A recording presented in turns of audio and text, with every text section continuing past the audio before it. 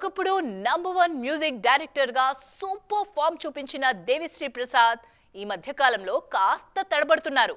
ఇతర music directors speed పెంచడం, దేవి music చేసిన సినిమాలు అనుకున్న రేంజ్ సక్సెస్ సాధించకపోవడంతో రేస్ లో వెనకబడ్డారు.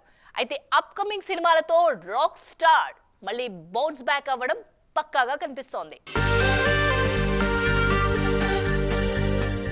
ఒకప్పుడు ద మోస్ట్ వాంటెడ్ లిస్ట్లో ఉన్న దేవిశ్రీ ప్రసాద్ ఈ మధ్య కాలంలో ఆ రేంజ్ ఫామ్ చూపించలేకపోతున్నారు.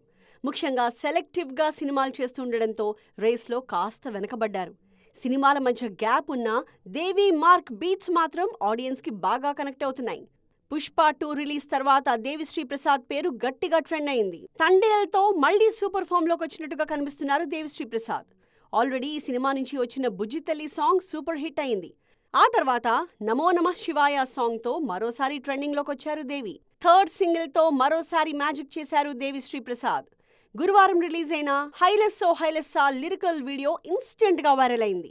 మామూలుగానే దేవి మార్క్ మెలడీకి స్పెషల్ ఫ్యాన్స్ ఉంటారు.